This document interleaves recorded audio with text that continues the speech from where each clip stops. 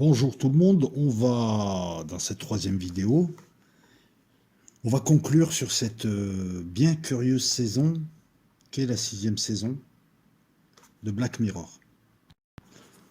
On a vu avec le premier épisode, très riche, qu'à travers les nouvelles technologies qu'on nous présente au contact des humains, on avait le prétexte à exprimer autre chose, un niveau de lecture supérieur. En fait, c'est simple, le premier épisode, bon, on en a parlé longuement, une idée de Dieu, du diable, du divin, du réel. Je ne reviens pas là-dessus. Et jusque-là, on était encore dans ce qui faisait cette série, cette franchise, je sais pas, cette série, on va rester simple. C'est-à-dire le comportement de l'homme, qui est à la fois animal, mais qui a une part de divin, face à des nouvelles technologies, son absence de sagesse et sa propension à créer des enfers lui-même, des enfers dans lesquels il est victime. Voilà, grosso modo. Là, cette 6e saison, la technologie, c'est juste un prétexte, en fait. C'est-à-dire que tu peux, si tu veux, raconter des histoires similaires, voire quasi identiques, au 19e siècle. Oui, alors, on est d'accord, les droits à l'image, dans les autres épisodes, le transfert d'esprit, tout ça, c'est pas possible au 19e siècle. Mais on aurait pu raconter ce qu'on veut véritablement exprimer, le seul et unique message de cette 6e saison qui déroute tout le monde, on aurait pu l'exprimer dans des histoires du 19e siècle. Parce qu'en fait, cette 6e saison, c'est une bifurcation, c'est une cassure. Charlie Brooker, donc le démiurge, en tout cas pour les personnages que nous voyons, il est leur démiurge, il est scénariste, c'est le dieu pensant. Il y a un dieu réalisateur qui change à chaque fois. Tu vois, on revient sur cette notion gnostique de protopère et de démiurge. Il y en a un qui pense, l'autre qui réalise. Et l'autre peut être un ordinateur. Bon, ce concept-là, tu le maîtrises maintenant. Jusque-là, nous avions l'homme face aux nouvelles technologies, sa propension à devenir démon et à agir contre lui-même, mais on avait besoin de ces nouvelles technologies. Là, dans cette 6e saison, c'est simple, le personnage principal, c'est Satan. L'idée de Satan. Dans le premier, c'est un Satan qui n'est pas humain, qui est l'association entre un ordinateur quantique, qui représente le démiurge, et le mauvais penseur, Strindberry, une entité qui est différente de l'humain. C'est une entité juridique. C'est une personne morale, dans le droit. Tu vois, on parle de personne morale et de personne physique. Une société est une personne morale. Ce Satan qui veut voler les âmes, on a pu voir aussi, on va faire une vidéo, et là ça sera sur Patreon, pour revenir sur ce concept d'esprit et d'âme. Je vous avais dit que c'est l'esprit qui compte. Ce Satan vole les âmes. Qu'est-ce que l'âme? C'est ce qui individualise, donc elle reste importante. Le nom, le visage. Alors, on relève quand même que l'âme ici est définie comme le nom, le visage et l'identification, ce qui fait l'individu par rapport à la masse. Ce qui fait que ce grain de sable, il a un nom, il existe, puisqu'on l'a nommé. Ça, c'est très biblique. Dès que tu nommes quelque chose, tu le tires du néant. Je prends un sac de cailloux, je prends un caillou, je lui donne un nom, il existe, il est nommé, il existe en tant qu'individu. Quand je dis il existe, c'est en tant qu'individu. Donc oui, l'âme, c'est le nom, le visage et ce qui fait l'individu. C'est l'esprit qui intéresse Satan pour exister sur ce plan. Il va s'en servir, il va capter ton attention, ton esprit. Ça, c'est le premier épisode. Ça le fait exister sur le plan, pas de souci. Tu remarqueras aussi que, en tout cas si tu vois les 5 épisodes, c'est que nous avons toujours un plan ténébreux, un huis clos, l'intérieur. Qu'est-ce que l'intérieur? Tu as le cosmos qui est Dieu, ou la représentation de Dieu, ou le rêve de Dieu, la particule. Tu en es une particule, tu appartiens à ce cosmos. Et quand tu rentres dans un intérieur, tu es isolé de ce cosmos. Tu es dans une gangue. Tu es isolé par un autre monde, par des murs. Tu es dans un nouveau monde. Les murs d'une nouvelle prison qui peut être protectrice. C'est bien d'avoir un chez soi, quand il pleut surtout. Et pas que. Mais le huis clos indique lorsque tu es dans le monde de Satan, lorsqu'il a mis la gangue, lorsque tu es dans l'illusion. Et les extérieurs, et avec la lumière du jour, la lumière qui éclaire la vérité, par rapport à l'obscurité et aux ténèbres et aux couleurs sombres de l'intérieur. Hein, d'un côté la vérité, de l'autre côté l'illusion. Tu es enfermé dans quelque chose, tu crois que c'est ton monde, mais au-delà, il y a un autre monde auquel t'appartient. Tu es isolé, diabolos. C'est Satan qui accuse aussi les hommes devant Dieu. Hein. Ah bah oui, si tu vas devant le juge, il va dire c'est lui qui m'a cédé ses droits. Bon, bref, on en a parlé. Le diable, on voit que, en tout cas tel qu'il est amené dans cette série, c'est finalement le démiurge, c'est finalement un acteur qui fait ce qu'il a à faire.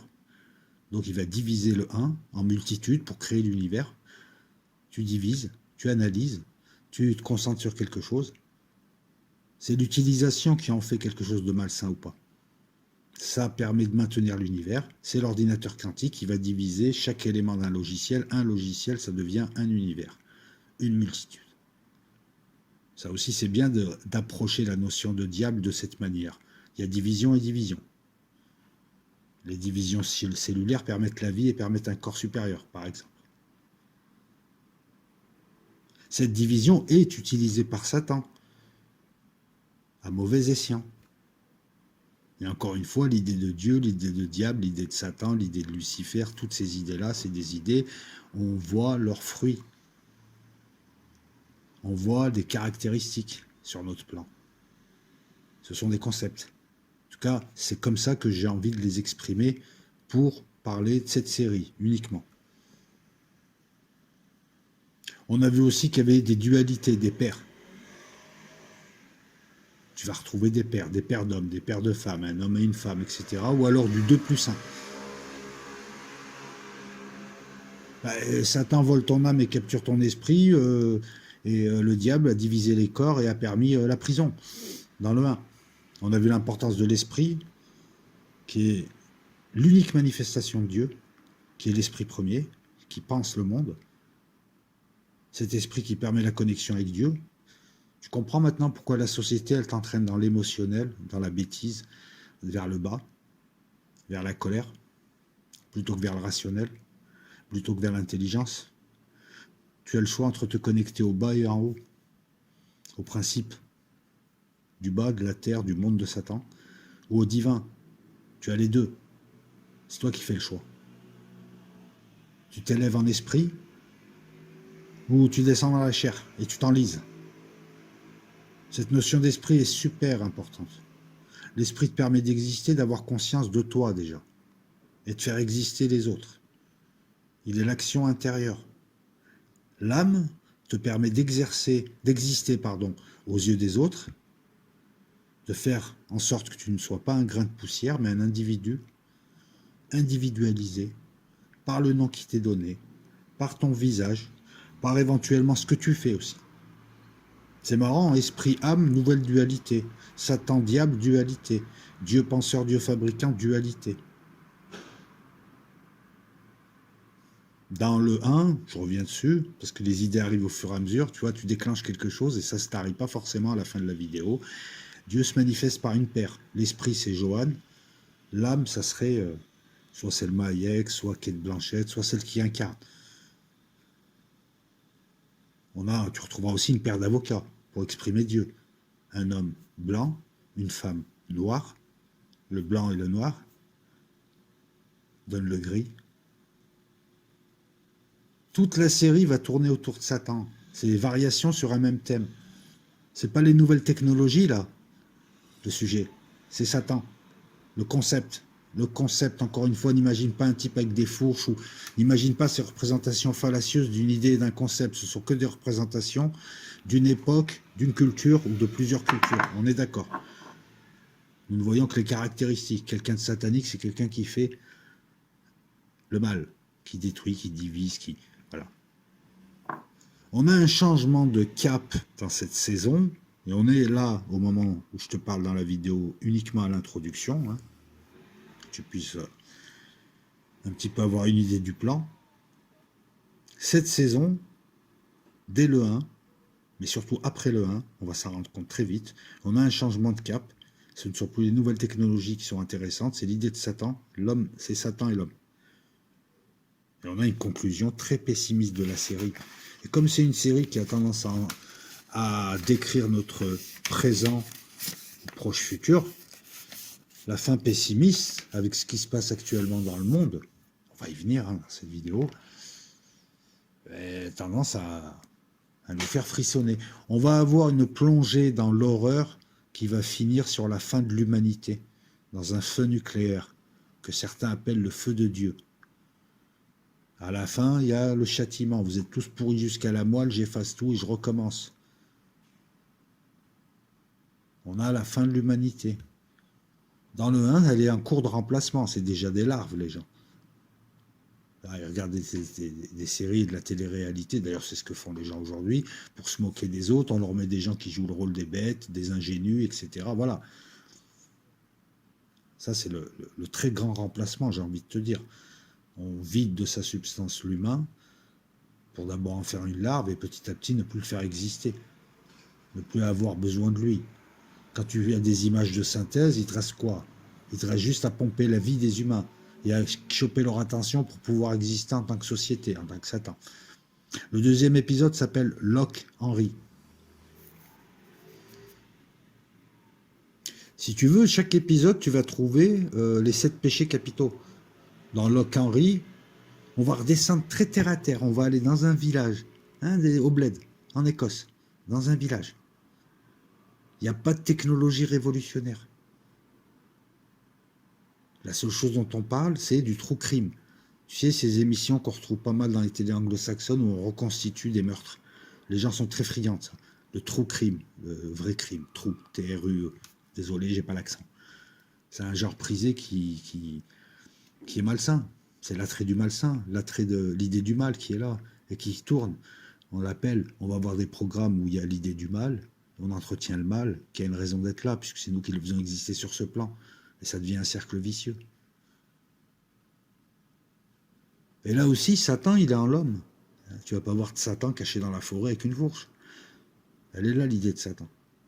Et c'est un retour terre à terre. Puis des couples. Et l'horreur.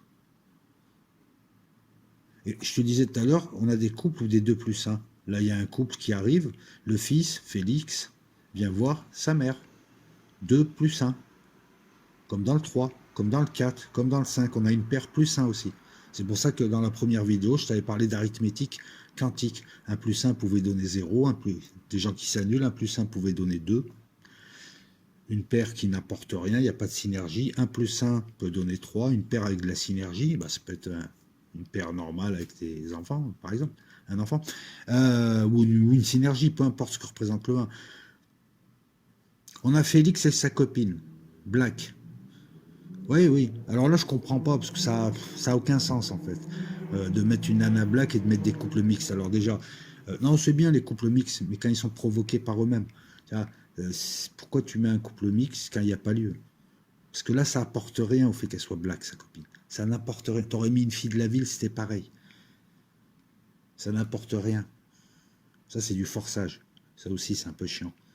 Ou alors, peut-être, exprimer, t'as compris que j'allais arriver à ça, le blanc et le noir,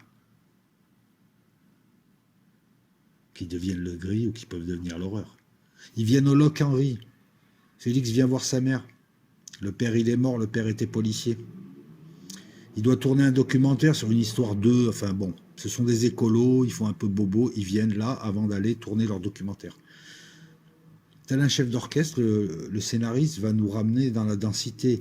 Là, on n'est pas dans la Strawberry, on n'est pas dans l'espace, il n'y a pas d'ordinateur quantique. Non, on est dans le terre-à-terre. Il te fait redescendre. On était monté très haut dans le premier épisode, le premier téléfilm. Là, il te fait redescendre pour mieux te faire plonger dans l'horreur.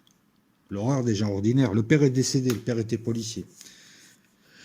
Le village qui s'appelle Locke Henry était très fréquenté comme lieu. C'est un lieu touristique il y a une vingtaine d'années, avant qu'on découvre le cadavre de plusieurs couples qui apparemment auraient été tués par un certain Yann Adair, qui habitait chez ses parents, qui les enlevait, qui les séquestrait, qui les tuait. hein, des couples de touristes, 4 pères, encore une fois, hommes et femmes. Et depuis, bah, les gens ne viennent pas et le lieu a une réputation démoniaque. Hein, le type, voilà, encore une fois, un type qui se comporte en démon, qui enlève des gens comme ça, qui les torture, qui les séquestre, qui les tue. C'est le père de Félix qui sera blessé d'ailleurs en tentant de l'arrêter. Hein, et il va retrouver Yann Adair ensuite qui aura tué ses parents, qui va se suicider. Le père blessé demande des renforts, arrive, il trouve une porte, il trouve un blocos, il trouve les couples.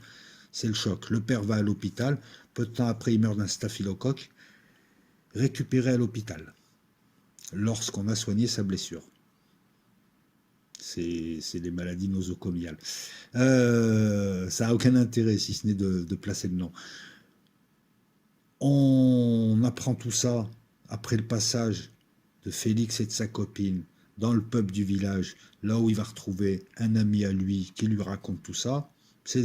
En fait, c'est un prétexte pour la narration. Donc tu te dis, bon, jusque-là, ok, je suis où? J'ai pas l'impression d'être dans Black Mirror.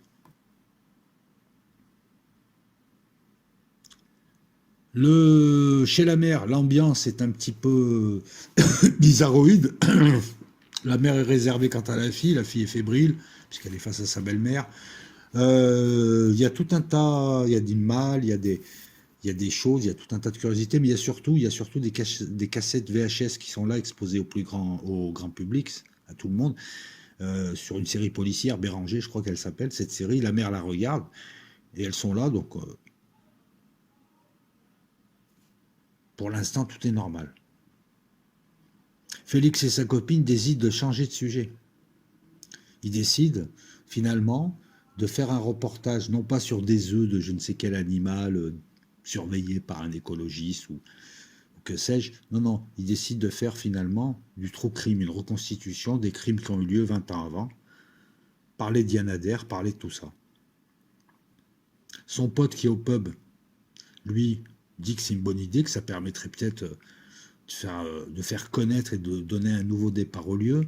Par contre, le père du pote qui tient le pub, lui, il est bizarroïde, il est alcoolique, et il est contre tout ça. Et il parle pas beaucoup. Et il picole justement, depuis ces événements. La mère de Félix, elle est toute contente, elle est même très enthousiaste. C'est ça qui surprend. Est-ce que c'est du vice ou est-ce qu'elle veut que? Vous allez comprendre. Et donc on voit le couple qui commence à faire des prises de vue, des montages en intérieur, des interviews. La mère qui est là, qui participe. Elle explique que c'est quand même ce Yann Adair qui a tué son mari d'une certaine manière, puisque son mari a chopé un staphylocoque suite à la blessure que lui aurait fait Yann Adair avant de se suicider. Et on arrive au 3e tiers du film. Un soir, le fils a un accident de la route. Pas très grave, mais ça suppose qu'il doit rester à l'hôpital. Sa copine, elle reste avec la mère. Pour l'instant, on est dans la curiosité. Et puis, on est dans le passé qu'il ne faut pas trop remuer. Là, la copine reste avec la mère, et puis je ne sais pas comment elle s'y prend. Elle décide de passer une cassette VHS, parce qu'elle était en train de faire du montage. Elle s'attend à voir la série policière Béranger, et elle voit le père de Félix, à moitié pompette, avec les différents couples, hein, il y a plusieurs bobines, séquestrés, attachés, terrorisés.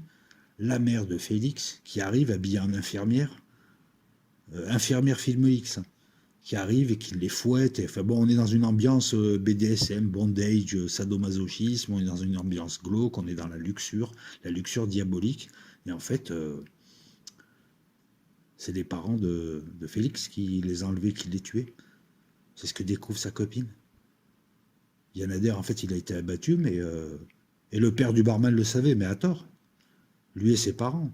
En fait, on a simulé. Le père de Félix a simulé une attaque alors qu'il venait arrêter Yann Adair, une attaque de Yann Adair qui l'aurait blessé. Non, en fait, il les a tous abattus.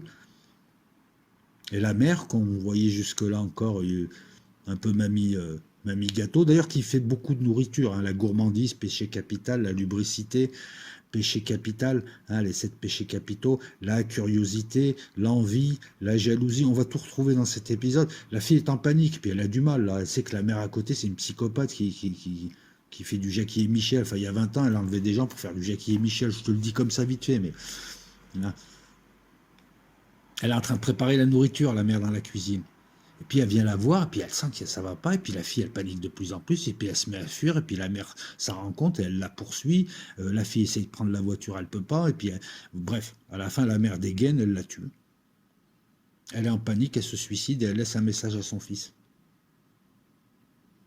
Ah, tu vas me dire pourquoi elle a laissé la cassette VHS. J'ai envie de te dire, sinon il n'y aura pas de film. Non, mais bon, il fallait un moyen, en fait. Ce qui est troublant, c'est qu'en fait, on a l'impression que tout a été fait pour qu'il. D'ailleurs, tout a été fait pour que le fils découvre ce qu'ont fait les parents. 2 plus 1. Un couple satanique, démoniaque. Et le dernier quart du dernier tiers,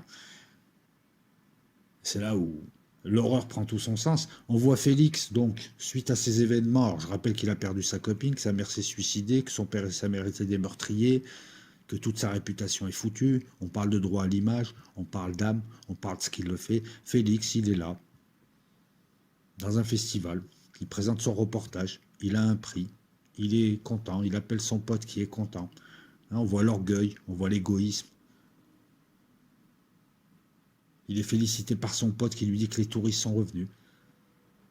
Félix qui lève la main en direction d'une carte laissée par sa mère qui le félicite pour son documentaire.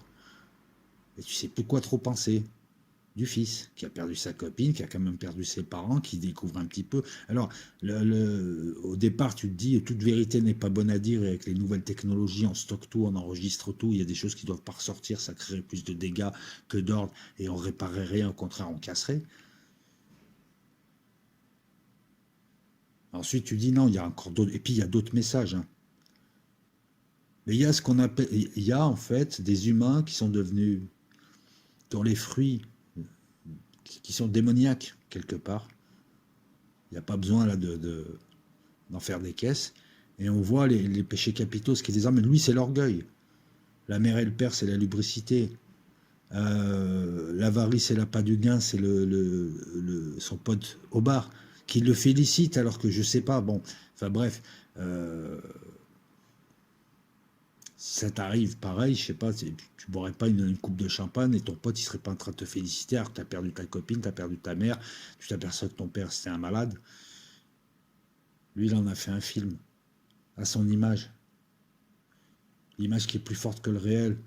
Tout cela, on a l'impression en fait que ce qui importe, c'est leur image. C'est ça. Le reste n'existe pas. Un peu comme ces gens qui vivent à travers la télé, qui n'ont pas de vie dehors. La réalité n'existe plus. Il y a une confusion. Et là, il y a quand même une confusion. Mais il y a Satan derrière. Pour un quart d'heure de gloire, le type a donné son image. A donné l'image de sa famille, a donné son âme.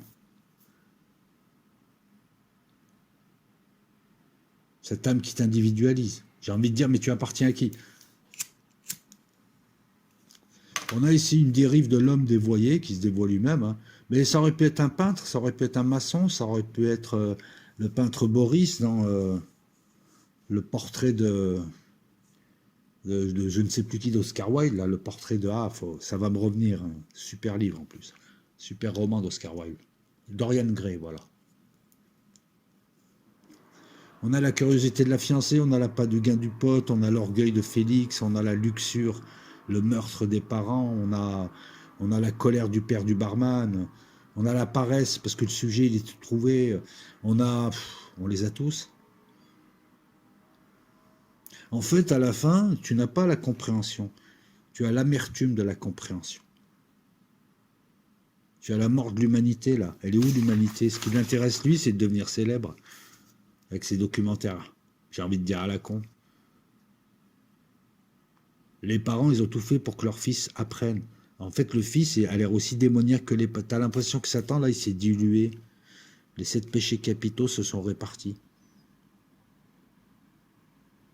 Mais alors, si tu penses que tu as atteint le bout de l'horreur, c'est pas fini. Non, c'est pas fini. Puisqu'on a le troisième épisode, Beyond the Sea, par-delà la mer.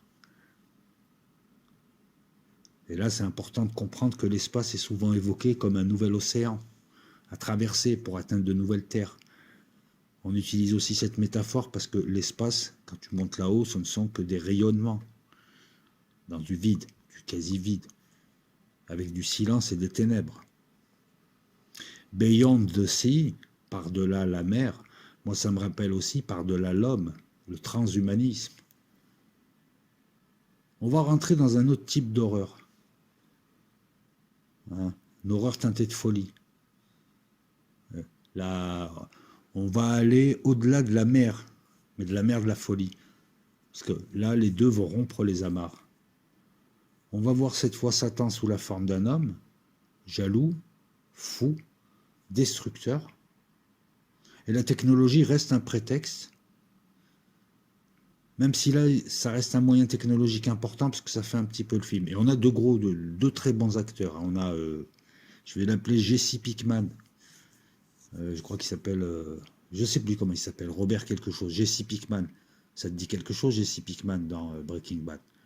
Super acteur, hein. C'est très très bon acteur. Très très bon acteur, pourquoi? Parce que dans Breaking Bad, il joue un rôle agaçant, il t'énerve. Il joue bien. Là, il joue un autre rôle, il joue bien. Il joue son rôle. Le personnage se confond avec l'acteur.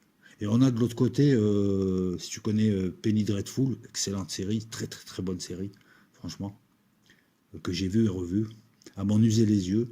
Et dedans, il s'appelait Chandler. Je crois qu'il s'appelle Josh Hartnett ou Darknet. Un très bon acteur, pareil, encore une fois. Là, oui. David, c'est Chandler.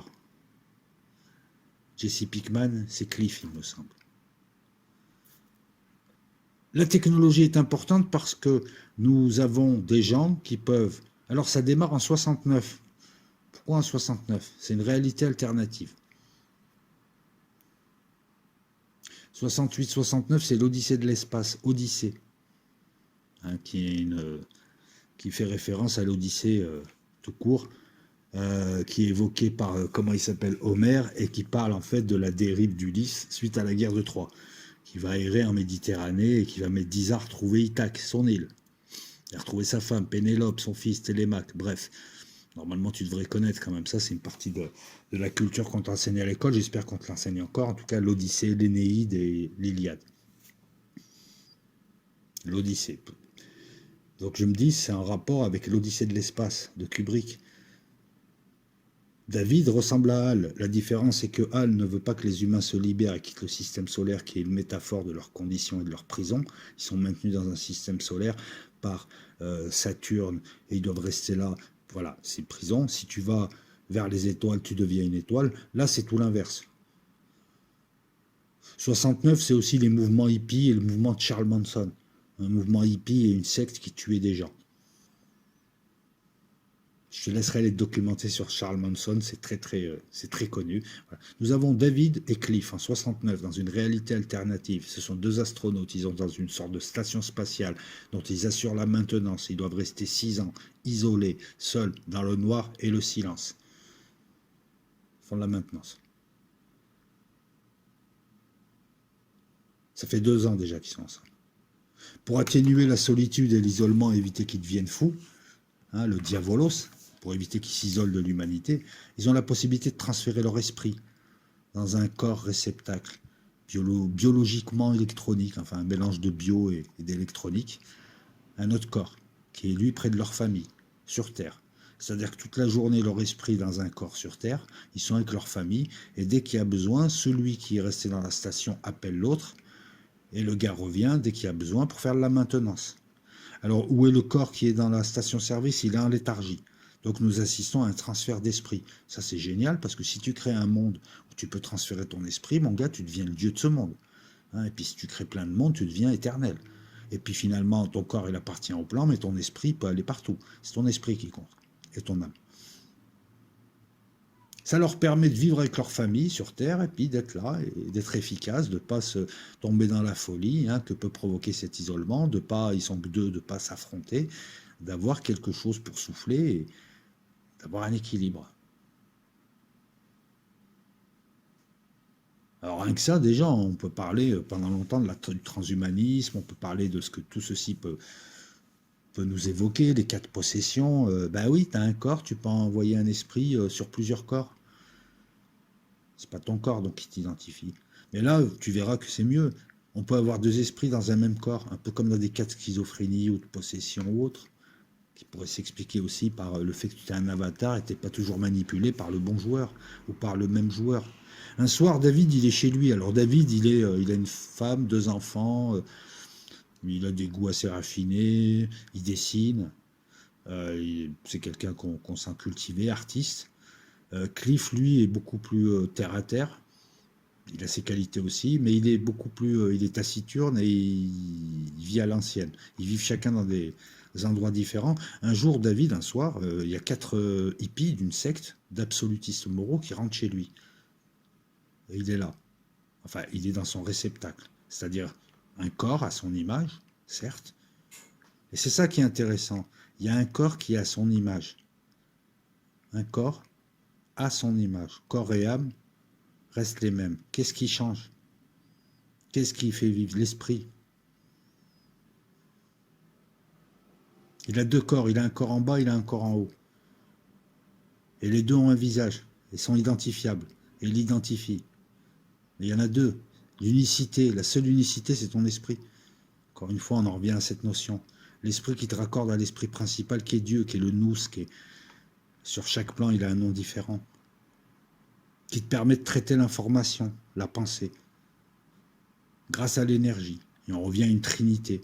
Encore une fois, la vie, l'électricité, le processeur et le disque dur qui lui envoie des données. Cette sainte trinité. C'est une autre trinité.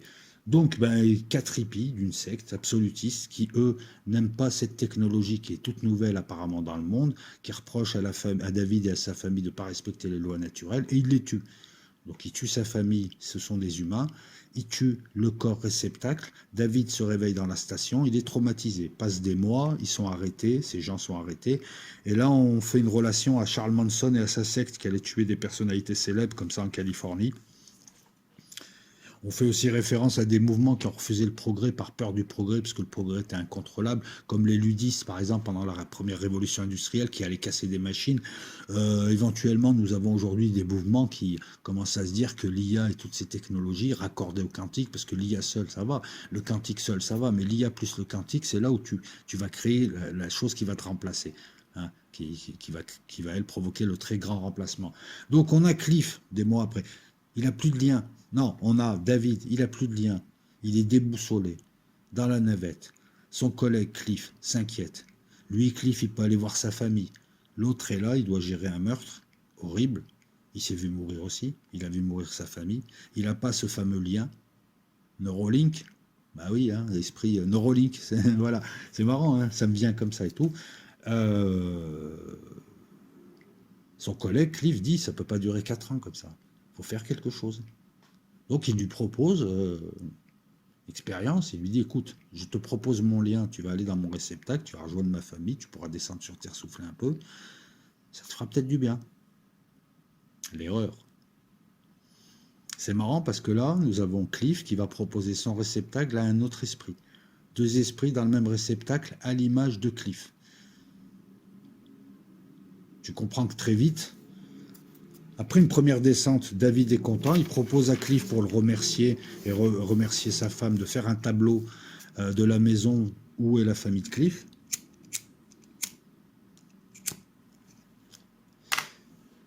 Cliff accepte, sa femme aussi, donc il est amené à faire des visites régulières. Il utilise le lien de Cliff, David utilise le lien de Cliff pour descendre une petite heure de temps en temps, pour peindre un tableau pour remercier Cliff de sa sollicitude, Cliff et sa femme.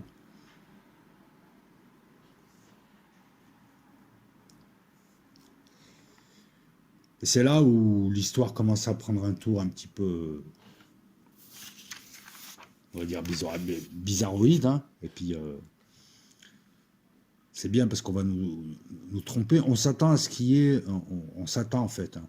À ce moment-là, on se dit, ça y est, il va emballer la femme de Cliff. La femme de Cliff va être emballée.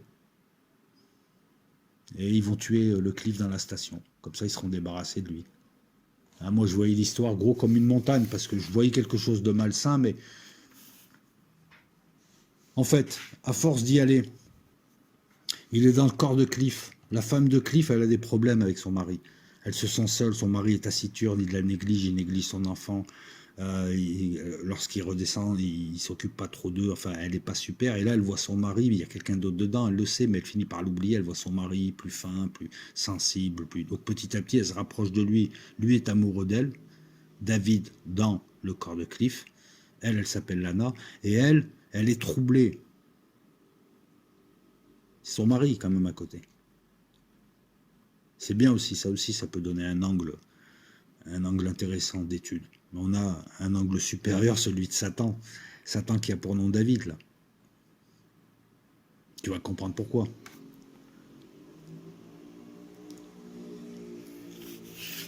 Donc arrive ce qui arrive, c'est-à-dire qu'à un moment, lors d'une descente, il se rapproche un petit peu, puis ben, il tente d'emballer, elle le repousse, hein, elle se réveille, elle le repousse, elle lui dit que non, que il n'y a pas moyen, que c'est pas son mari, que c'est voilà, c'est son mari qui lui manque.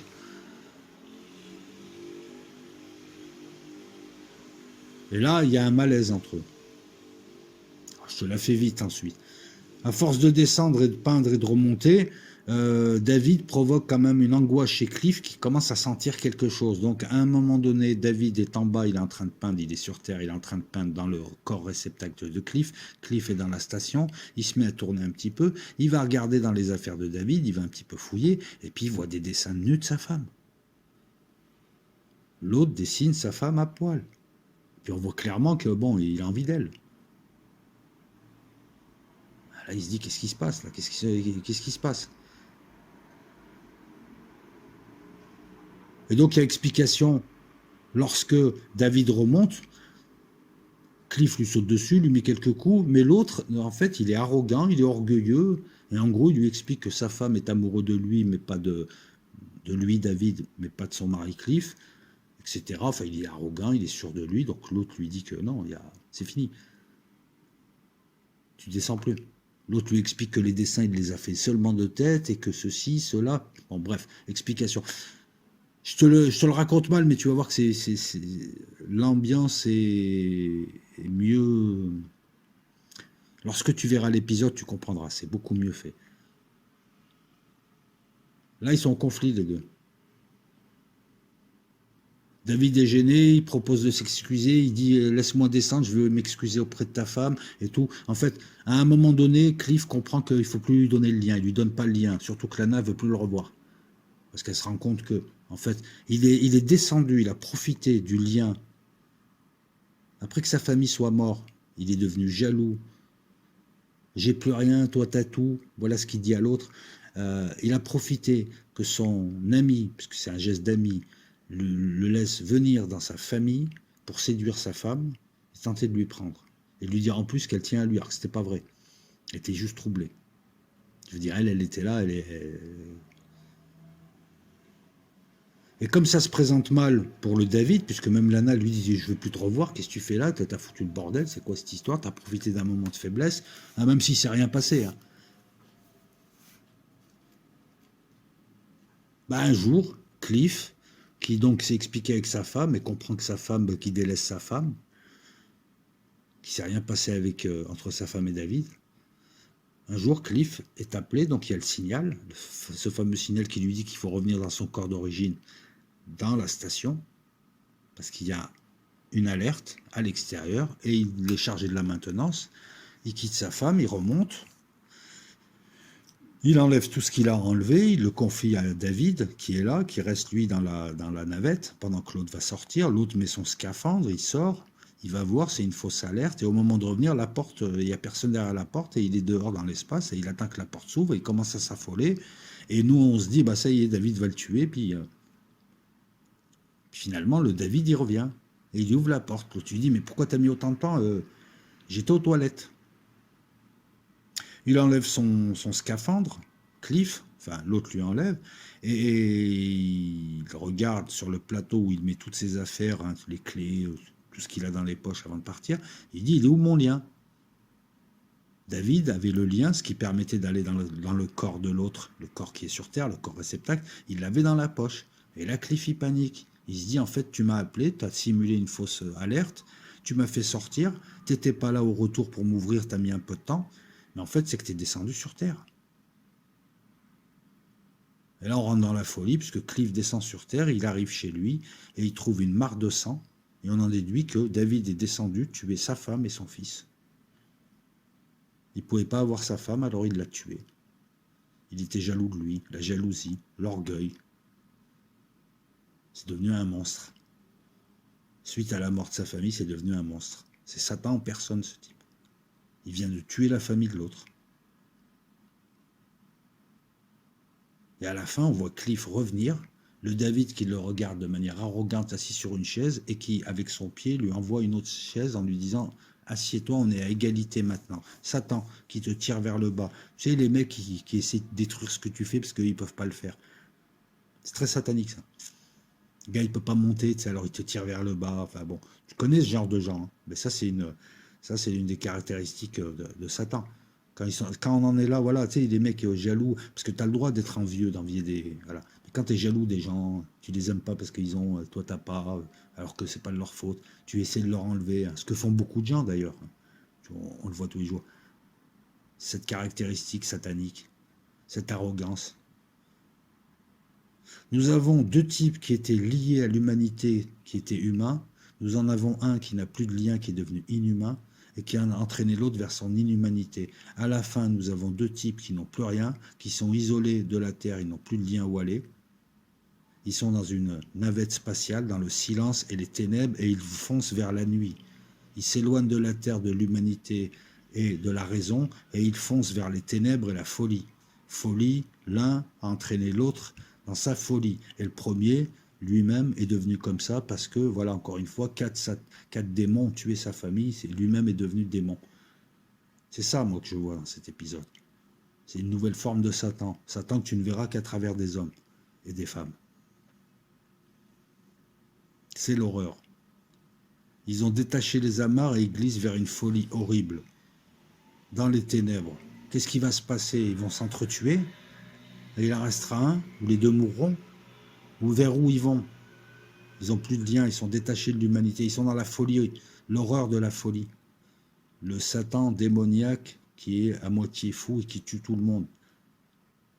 Et qui tue, qui fait du mal. C'est ça qu'on veut exprimer.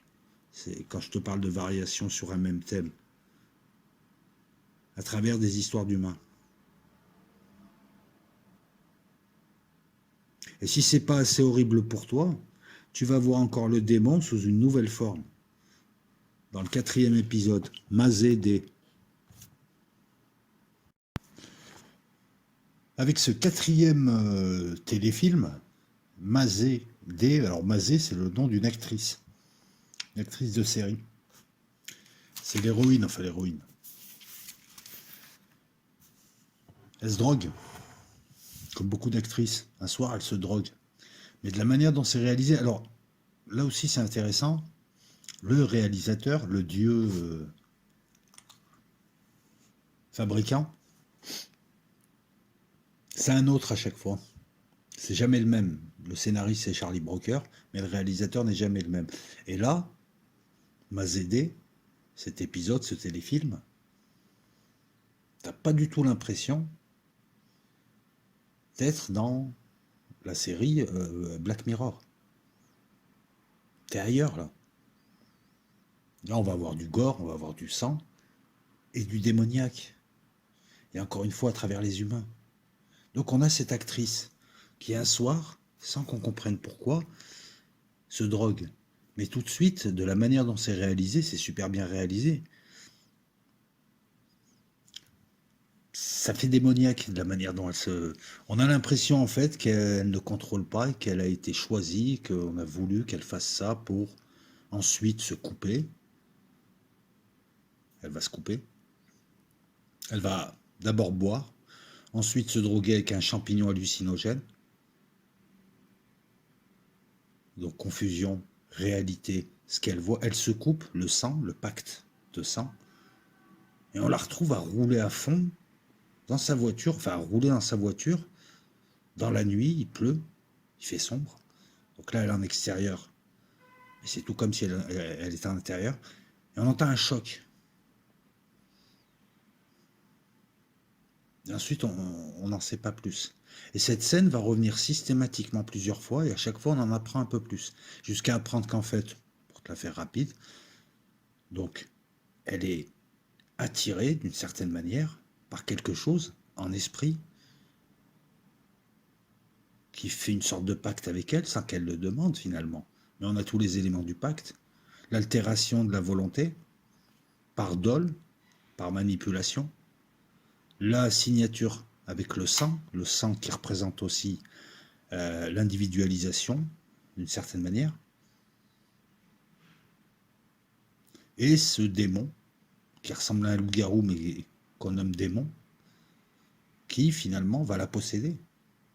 Hein, les flashbacks au fur et à mesure de cette scène, qui sont de plus en plus longs, ces flashbacks te montrent ça. Mais là, au début, on ne le sait pas qu'elle a été possédée par un démon. On entend un choc, elle est terrorisée, et tout de suite après, le plan d'après, on retrouve cette actrice, de jour, elle est dans une maison, apparemment quelqu'un prend soin d'elle, elle a été isolée, elle est victime de crise, et elle se retire de la série où elle est. Et ça intrigue les paparazzi. Les paparazzi qui sont des gens qui traquent d'autres humains pour voler leur âme, pour la revendre contre de l'argent à des sociétés morales, des journaux et autres qui représentent Babylone, qui représentent le démon, les voleurs d'âme. Quand on peut les voir comme ça, ils volent le visage. Tu sais, les Indiens d'Amérique, beaucoup de tribus d'Indiens d'Amérique, lorsqu'ils ont vu arriver l'appareil photo, refusaient d'être pris en photo parce qu'ils disaient ils volent notre âme. Alors ça fait peut-être rire ceux qui réfléchissent pas trop, mais c'est pas dit comme ça. Je veux dire, pourquoi est-ce que culturellement les Indiens pensent que si tu les photographies, tu leur voles leur âme? Quand tu réfléchis bien, je veux dire, c'est encore un indice qui nous amène à penser d'une autre manière l'âme, d'une manière non religieuse. Tout de suite après, le plan d'après, on a une paparazzo sans scrupule, on va dire, qui est là, qui est en planque. Elle est en planque à côté de l'hôtel. Enfin, elle est mal planquée. D'ailleurs, j'ai envie de te dire, c'est honteux de faire des planques comme ça. Mais bref, c'est un film. C'est pas ça qui est voulu. Enfin, le réalisme n'est pas voulu là. Elle photographie un acteur qui sort d'une chambre d'hôtel avec un autre type. Donc, c'est un acteur gay. Il la voit, il court, il la supplie, il lui dit que si elle publie ses photos, sa vie est en danger, mais elle s'en fout, elle fait ça pour le fric et uniquement le fric, tu vois, l'appât du gain. Il y a aussi l'un des péchés capitaux qui fait que tu as les attributs du démon, tu as ses caractéristiques, elle s'en va. Elle va dans un bar, quelque temps après, ou peu importe, mais finalement on voit qu'il s'est suicidé. En tout cas, il est déclaré suicidé. Lui parlait de vie en danger. Là, elle prend conscience quand même que ce qu'elle fait peut tuer des gens. Ces vols d'images, ces vols d'âme, cette quête d'un réel numérique, d'un réel de télé, d'un réel de réseaux sociaux peut tuer dans le réel tout court. Le réel qui supporte tous les autres réels. Les porte et les supporte. Et les enveloppe.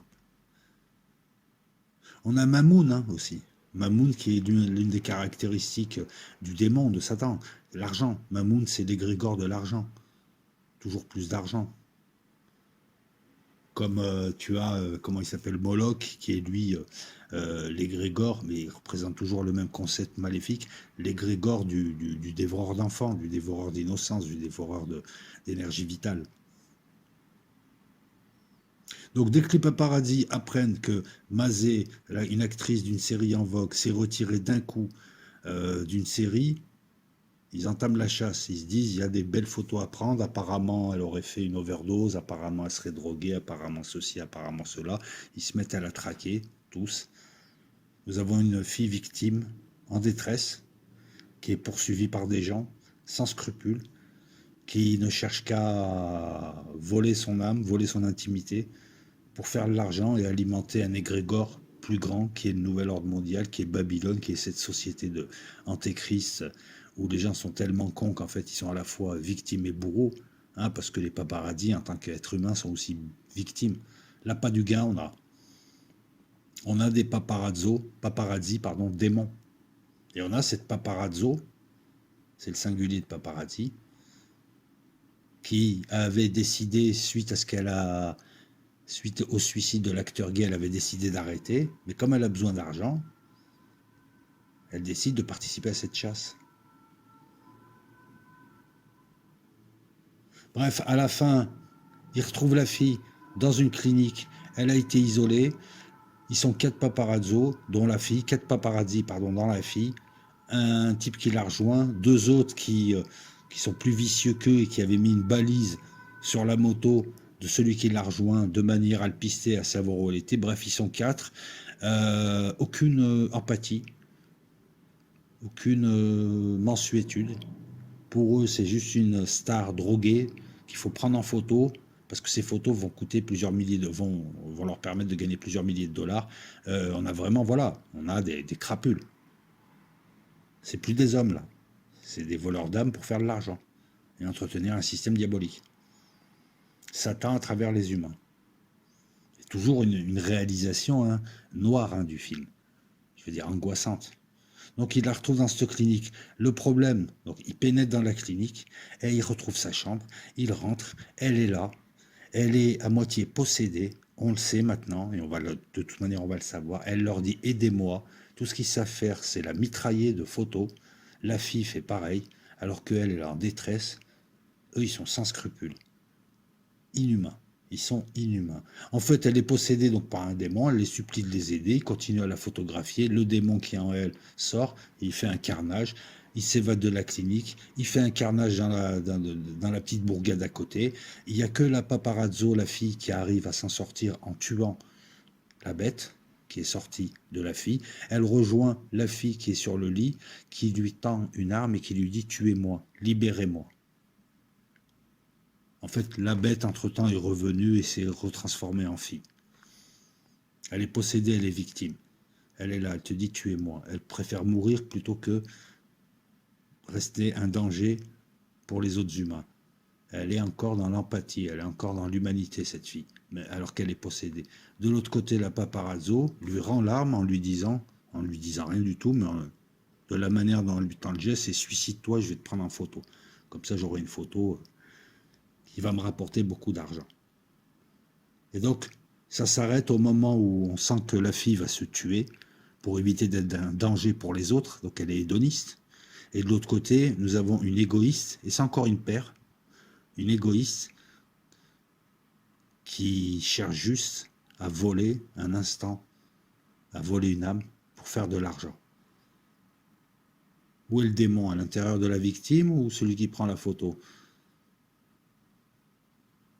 Et tout ça fait d'une manière fantastique, mi-gore, mi-fantastique.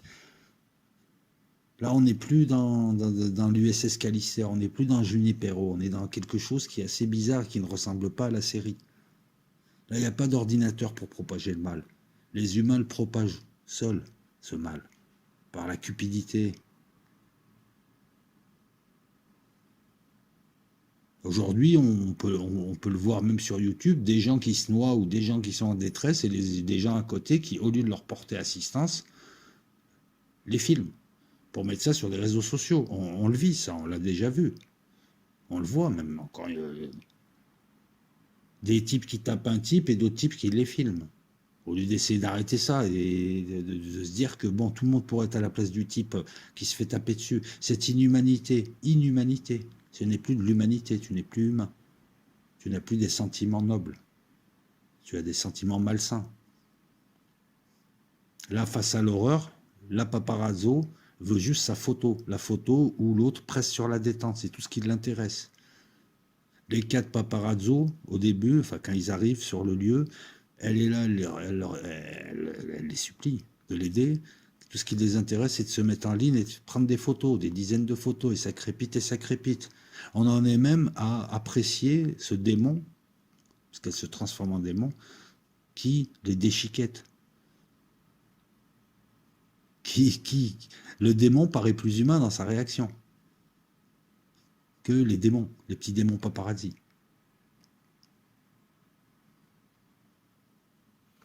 Ce quatrième téléfilm, épisode, est aussi très terre à terre. Ça se passe, on remarque que ça se passe soit dans un proche passé, soit au présent, soit dans un proche futur. On n'est pas en 2050, on n'est pas en 1200. C'est autour de nous, autour de notre présent, que se passe cette série. Là, on a vu l'inhumanité. Et on va finir. Donc, nous avons que des épisodes noirs et pessimistes. Et on va finir de la même manière, mais avec un ton, le ton de la dérision. On a envie de rigoler. Un sourire à travers l'horreur, qui transperce à travers l'horreur. Le 5e épisode, ça se passe en 83-84. Alors le contexte à l'époque, c'était une tension nucléaire tellement forte entre les USA d'un côté et l'URSS de l'autre, suite à l'installation de missiles Pershing qui arrivait, et l'installation de SS-20, c'est-à-dire des missiles nucléaires tactiques russes d'un côté et les Américains vont mettre de l'autre. On a failli une guerre nucléaire à plusieurs reprises avec des alertes, des gens qui allaient appuyer sur le bouton. 83-84, il y avait beaucoup de tensions. Il y avait aussi beaucoup de tensions en Angleterre avec le National Front, la montée des skinheads, des ratonnades, des bagarres, des émeutes de Jamaïcains aussi. C'était une époque, et c'est dans cette époque-là que nous allons suivre une vendeuse anglo-indienne qui vit seule, qui a une existence de banlieusarde, j'ai envie de dire. Elle va bosser dans un magasin de vêtements. Ses collègues sont pas très très sympas, limite racistes avec elle, surtout l'une d'entre elles. Le patron est là, pareil. Elle rentre chez elle, elle se fait à bouffer, elle s'emmerde.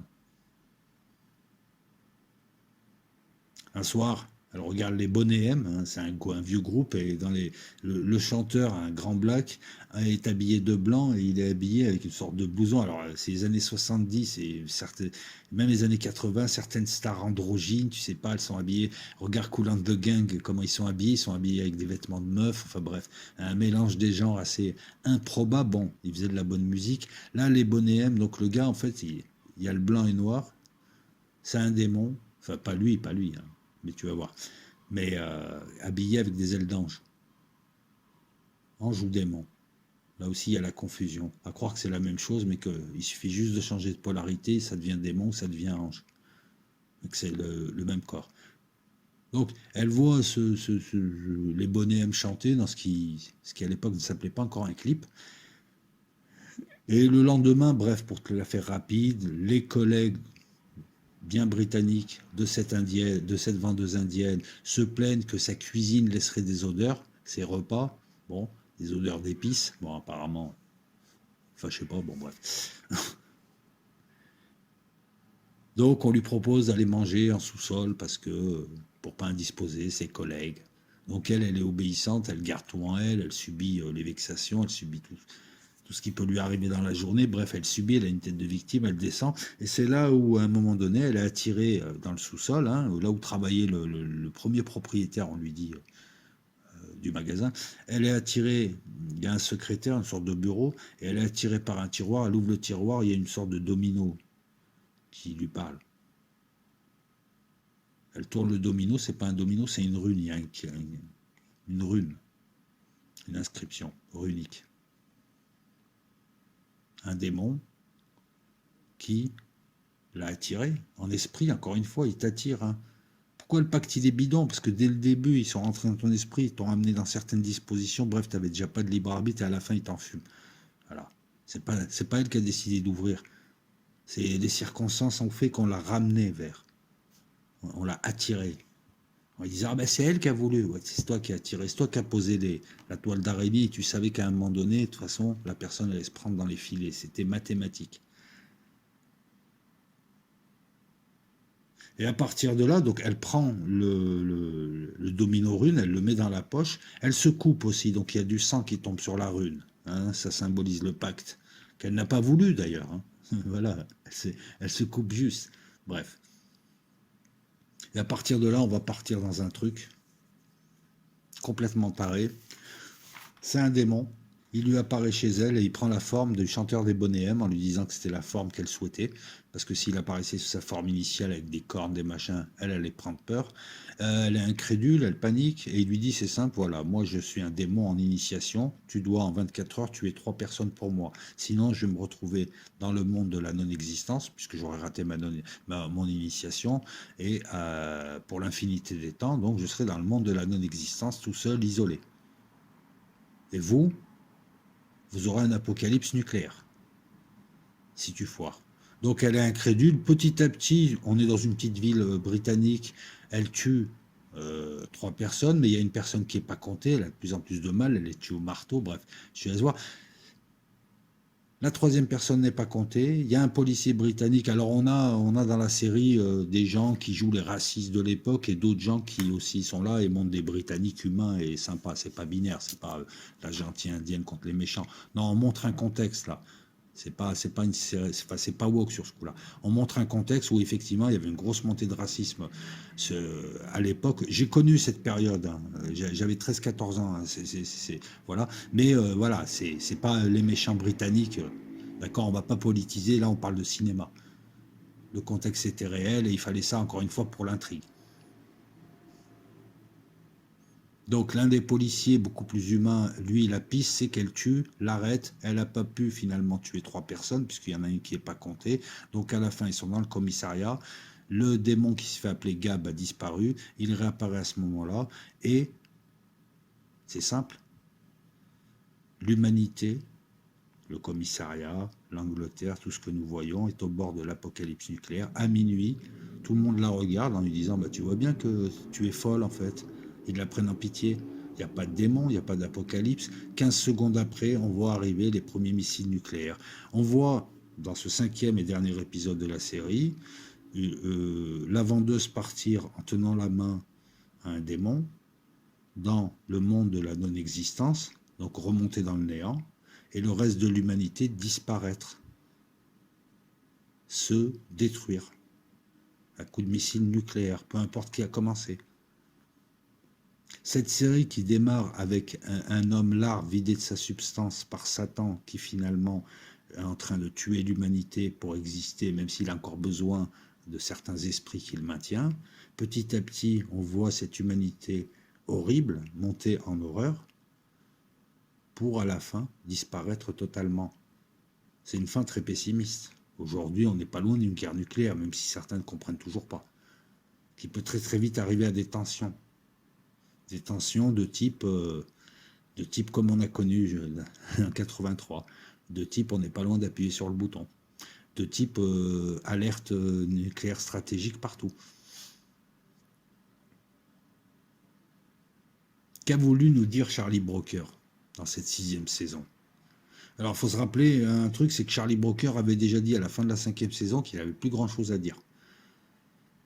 Mais il a démarré une série où il analyse l'homme à travers les nouvelles technologies et on finit dans une saison où c'est Satan qui s'incarne dans les hommes, qui montre toutes les facettes de son horreur, pour à la fin voir cette humanité être purifiée par le feu de Dieu, puisqu'elle n'est plus valable. Elle est trop monstrueuse. Il y a trop de gens monstrueux, il y a trop de mal sur Terre par rapport au bien pour maintenir cette simulation. Il faut la détruire et repartir de zéro.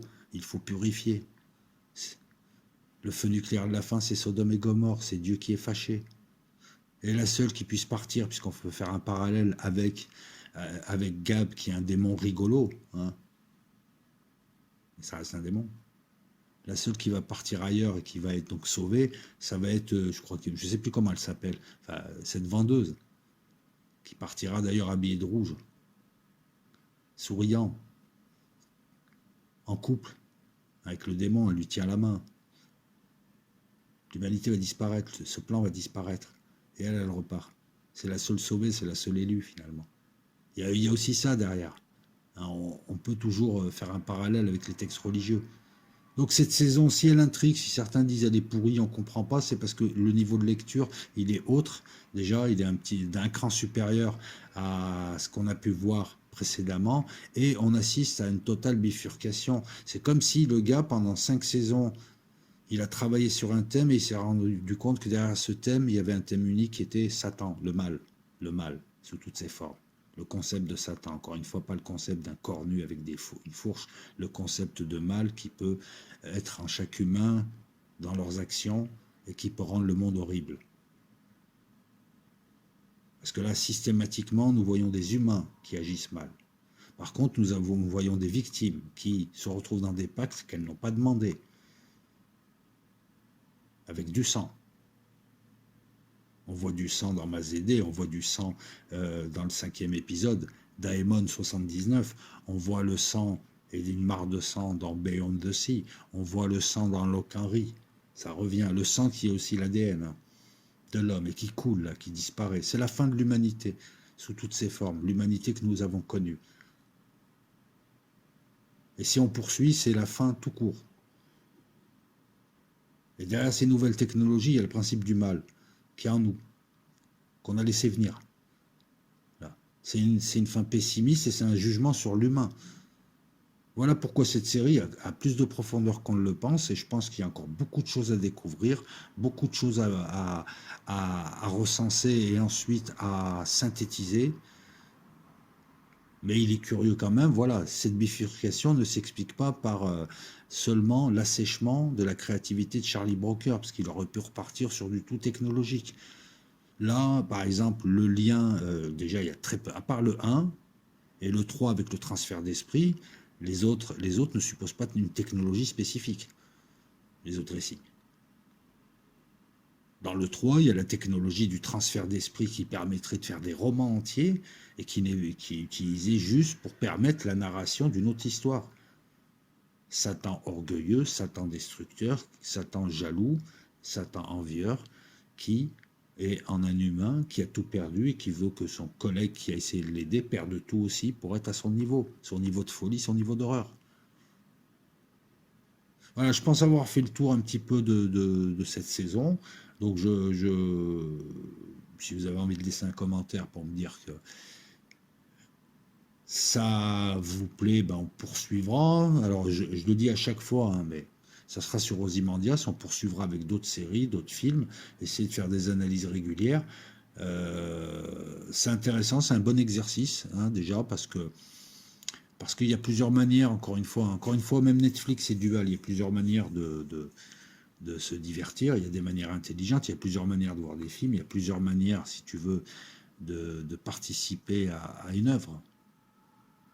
Il y a la manière passive, où tu regardes des kilomètres de vidéos, mais ça ne te change rien en fait. Tu les là, tu les absorbes, tu les prends comme un mur prendre une balle.